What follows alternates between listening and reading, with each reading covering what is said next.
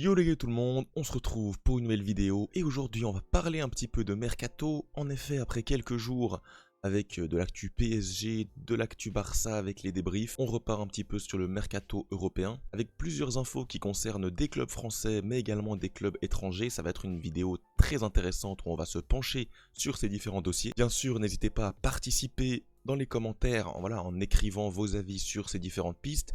Bien sûr, vous abonner et activer la cloche, c'est toujours très important. Et on est tout de suite parti avec la première info de cette vidéo.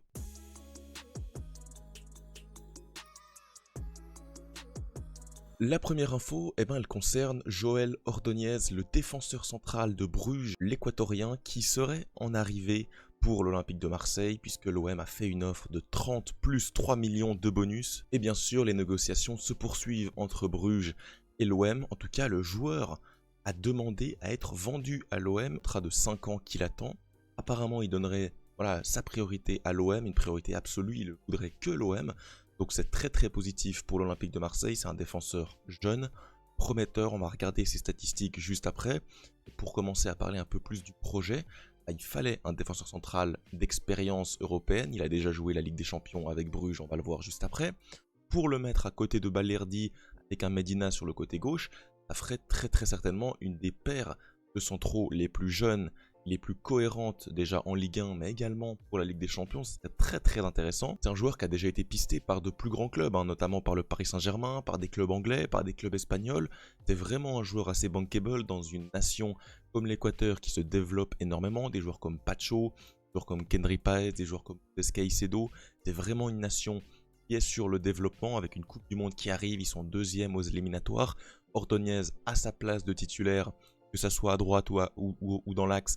Il est titulaire dans cette équipe, c'est un des joueurs importants, donc c'est très intéressant. On va maintenant s'attarder un peu plus sur les statistiques et ce qu'il a fait déjà par le passé. Son profil statistique, le voici avec déjà un très bon ratio but par match, 0,1 but. Je pense qu'il peut marquer de la tête, il est assez grand, assez costaud, ça me choque pas. Par contre, ce qui est vraiment intéressant à regarder sur ce profil statistique, c'est ses stats en passe. Et on voit que c'est un très bon relanceur. Pour le style de Zerbi, on sait que c'est assez important d'avoir deux joueurs à l'aise balle au pied pour contrer le pressing adverse. Et de Zerbi met beaucoup d'intensité là-dessus. On voit qu'il est très bon dans ses relances.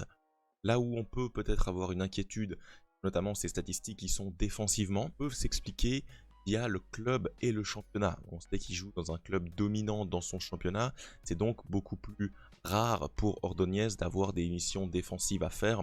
C'est pour ça que ses statistiques défensives, elles n'ont l'air pas très bonnes. En me renseignant et en écoutant plusieurs spécialistes sur le sujet, c'est quand même un défenseur très solide, sur l'homme, qui anticipe bien, il a une vision de jeu, une vision des choses, il arrive à lire parfaitement les attaquants, donc franchement je me fais pas du tout de soucis pour Ordóñez, et je pense que déjà dans cette Ligue 1 ça va être un des meilleurs défenseurs, et pourquoi pas en LDC avec son expérience. Quand on regarde son profil, 21 ans, donc c'est un 2004, 1m88, donc assez grand, équatorien, défenseur central, il joue bien sûr à Bruges. Cette saison, elle a déjà commencé, donc il a déjà fait un match cette saison avec Bruges. Pour ses contrats, sa situation contractuelle, contrat jusqu'en 2028, on le voit ici, il a signé l'année passée. Et c'est véritablement l'explosion avec bien sûr les matchs en Ligue des Champions, face à City, certains matchs très intéressants qu'il a pu jouer. Et bien sûr, c'est pour ça qu'il va aussi coûter assez cher. On parle de 30, 35 millions, même 40 peut-être. C'est parce qu'il a un contrat encore valable, 3 ans. C'est quand même assez compliqué de sortir ce genre de joueur. En plus, c'est un profil qui est très recherché, droitier avec de l'expérience. C'est normal que ça coûte un petit peu cher. Quand on regarde sa saison passée, on se concentre sur sa saison 24-25. Déjà, on voit que c'est un joueur qui est là. Qui joue 49 matchs, 3900 minutes, quasiment 4000 minutes, c'est énorme. Des matchs en Ligue des Champions, il a quasiment tout fait. Il a joué bien sûr toute la phase de poule, des matchs contre City, matchs contre la Juve, contre le Sporting, contre Aston Villa, contre l'AC Milan, le Borussia Dortmund. Ils sont même allés jusqu'en 8e en éliminant l'Atalanta d'une très belle manière. C'est un joueur déjà habitué à la Ligue des Champions. Ils font le même parcours avec l'OM, ça serait déjà une très belle chose. Donc évidemment que de recruter un gars qui a déjà cette expérience, qui ne va pas découvrir la compète, qui a déjà des repères dans cette compétition, qui connaît la musique, etc. Très intéressant, et pour moi c'est primordial quand tu abordes une saison de Ligue des Champions, d'avoir des gars, recruter des gars qui sont déjà dedans, qui connaissent ce niveau-là. Pour moi c'est une très bonne chose. En Jupiler Pro League, c'est un des meilleurs défenseurs du championnat. Beaucoup de gens qui s'intéressent disent que c'est le meilleur. Voilà, tout simplement, il joue énormément. C'est un club dominant, il n'y a pas de souci, il est très costaud, très solide, que ce soit en coupe, en playoff ou dans la saison régulière ici. C'est du très solide. Donc franchement, je me réjouis de voir Ordonez à l'OM. C'est vraiment un transfert qui me hype. Voilà, une paire Balerdi-Ordonez avec un CJ Egan Riley, Medina sur le côté, pourquoi pas un Wea ou un autre à droite, Murillo. Ça peut être très intéressant pour la Ligue 1 et pour la LDC. Dans cette Ligue 1, peu d'équipes ont des fonds. C'est les LDC qui vont décrocher beaucoup d'argent grâce à la compétition. En plus, l'OM qui est géré par un actionnaire, enfin par un dirigeant qui a de l'argent comme McCourt. C'est important et c'est très judicieux d'accentuer cet écart en recrutant des joueurs de qualité pendant ce temps que les autres ils galèrent un petit peu avec leur mercato. On passe donc tout de suite à la deuxième info.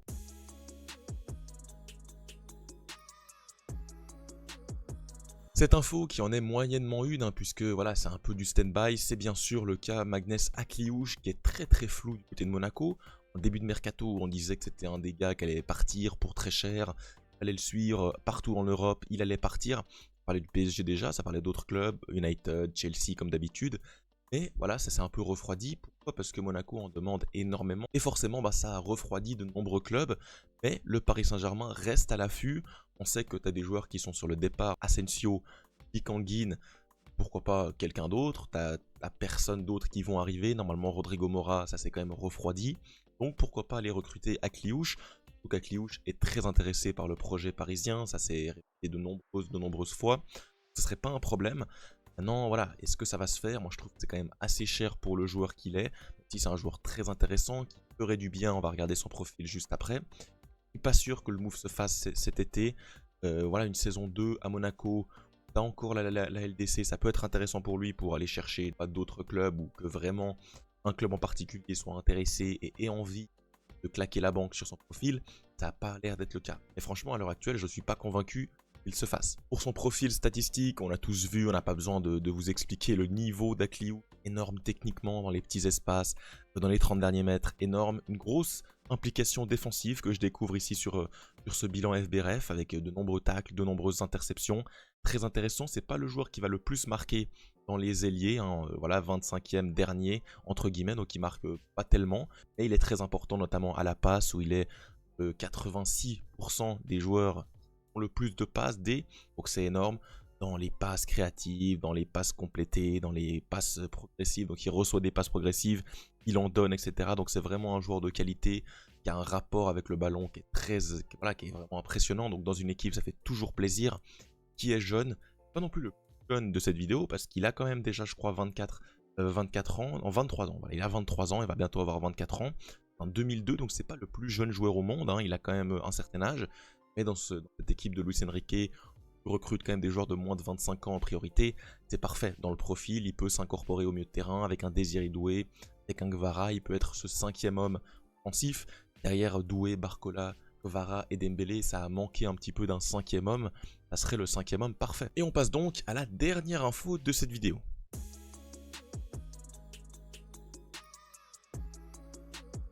Cette dernière info, elle concerne le club que j'ai le maillot juste ici, c'est Manchester United, qui serait prêt et qui a informé le RB Leipzig qu'ils ont comme idée, comme plan, d'envoyer une offre pour Benjamin Sesko, l'attaquant bien sûr slovaque ou slovène, je ne sais plus, de l'attaque de Leipzig, un attaquant prometteur, jeune, longiligne, dans cette range d'attaquants comme les Isaac, comme les Jokeres, en puissance, qualité de la tête, qualité athlétique. C'est vraiment un profil très intéressant. Également, on l'a entendu parler dans plusieurs clubs. Arsenal était un peu dessus, Liverpool pourquoi pas, le PSG on l'a entendu également. C'est intéressant, très cher. Apparemment, Sesko va prendre sa décision dans les prochains jours, donc c'est vraiment une chose à suivre du côté du club mancunien qui pourrait s'offrir un des attaquants les plus prometteurs du circuit, clairement, avec un profil statistique qui n'est pas encore très étoffé. On connaît ses qualités, on connaît le potentiel qui est énorme défensivement. Il fait beaucoup de différence. Dans les duels aériens, il est énorme. Dans les clearances, dans les blocs, il est très présent. Dans les possessive carries, dans les passes, il est très bon. Il peut jouer en retrait comme il peut jouer dans la profondeur. Les profils actuels, de toute façon, des joueurs qui marquent des buts, 0,4 par match, donc il marque un but tous les 2 matchs. Il fait des passes D, c'est un joueur qui est assez utile dans le collectif. Franchement, c'est un très bon coup pour Manchester United. Quand on voit le profil, alors le problème, bien sûr, c'est son contrat.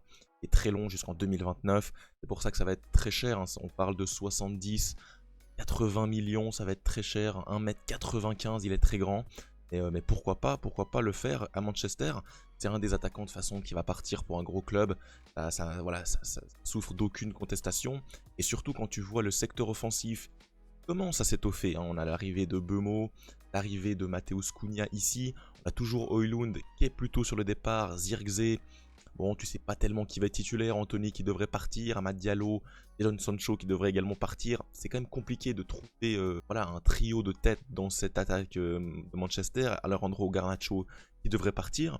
Donc si tu recrutes Sesco, tu pourrais faire Bemo, Sesco en 9 et Cunha à droite, enfin à gauche. Ça paraît le plus classique. Non, franchement, pour être honnête avec vous, c'est quand même assez flou, ce qui va se passer du côté de Manchester, avec apparemment un Fernandez qui jouerait plutôt comme un double pivot plutôt qu'un joueur dans les trois de devant. Donc c'est compliqué, toujours cette base à 3. Ça m'a l'air quand même assez flou. Maintenant, il y a des belles choses qui sont montrées dans cette équipe, dans cette pré-saison, avec des belles victoires. Maintenant, on va voir, parce que tu as quand même beaucoup de joueurs que tu dois dégager de cet effectif. Højlund, Anthony, Sancho, Garnacho, t'as quand même du ménage à faire en attendant. Moi, avant ce ménage et avant de voir à quoi l'effectif va ressembler, je peux pas tellement me prononcer sur la saison de United. Pour moi, ils peuvent être compétitifs et ils doivent l'être. C'est le deuxième budget de PL et ils n'ont pas d'Europe, donc pour moi, ils doivent faire top 4, c'est l'objectif.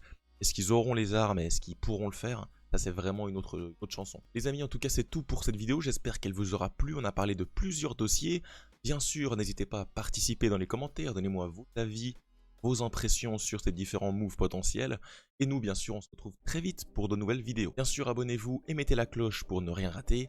Et on se retrouve très vite. Ciao et Visca Barça.